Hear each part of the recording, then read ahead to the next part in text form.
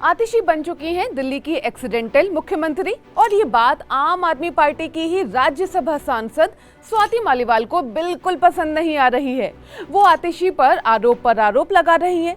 स्वाति मालीवाल का दावा है कि दिल्ली की नई मुख्यमंत्री आतिशी का परिवार आतंकी अफजल गुरु का समर्थक है और उन्होंने आतंकी अफजल गुरु को बचाने की बहुत कोशिशें की थी। स्वाति मालीवाल के इन आरोपों में कितनी सच्चाई है? कौन है आतिशी के पेरेंट्स जिनकी वजह से आजकल खूब हेडलाइंस बन रही हैं? और कैसे आतिशी मार लेना बन गई सिर्फ आतिशी, जानेंगे आज के इस वीडियो में। हेलो हाय नमस्कार, मैं हूं गरिमा और आप देख रहे हैं स्विच। एक ऑनलाइन पोस्ट में स्वाति मालीवाल ने आतिशी को मुख्यमंत्री पद के लिए चुने जाने पर कड़ी प्रतिक्रिया दी। स्वाति मालीवाल ने कहा, आज दिल्ली के लिए बहुत दुखद दिन है। आज एक ऐसी महिला को दिल्ली का मुख्यमंत्री बनाया जा रहा है जिसके परिवार ने आतंकी अफजल गुरु को फांसी से बचाने के लिए लंबी लड़ाई लड़ी।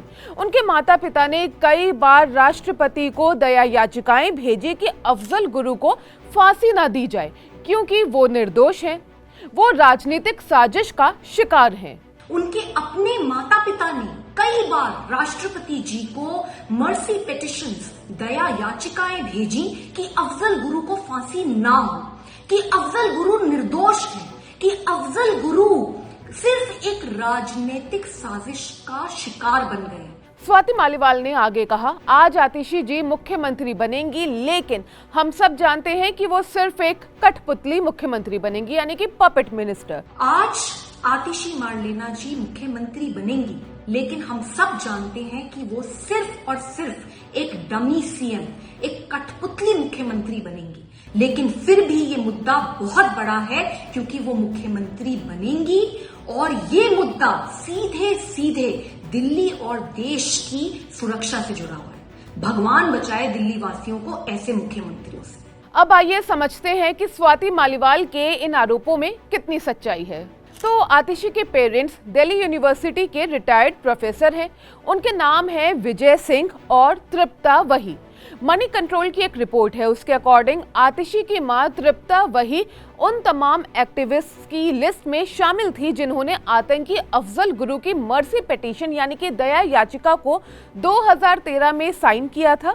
इसके बाद 2021 में दोनों ही रिटायर्ड प्रोफेसर्स यानी कि विजय सिंह और तृप्ता वही को पुलिस स्टेशन में पेश भी होना पड़ा था। उन पर आरोप थे कि अफजल गुरु को फांसी दिए जाने की 3वीं एनिवर्सरी पर हुए एक इवेंट में उन दोनों ने ही हिस्सा लिया था और स्पीच भी दी थी। आतिशी ने अपने पेरेंट्स के अराउंड हुई इस कंट्रोवर्सी से हमेशा ही दूरी बनाई है। 2019 में अमर उजाला को दिए एक इंटरव्यू में उन्होंने यहां तक कहा था कि उनके माता पिता के पॉलिटिकल डिसीजंस के लिए वो बिल्कुल भी जिम्मेदार नहीं है। उनके माता पिता फ्री हैं अपने डिसीजंस लेने के लिए और अपने डिसीजंस के लिए वो खुद ही जिम्मेदार हैं। वैसे आपको बता दें कि आतिशी के जो पेरेंट्स हैं वो ओपनली लेफ्टिस्ट आइडियोलॉजी से जुड़े हुए हैं। जिन्हें नहीं पता उन्हें बता दें कि अफजल गुरु को 2001 में हुए संसद हमले से जुड़े होने की वजह से फांसी की सजा दी गई थी।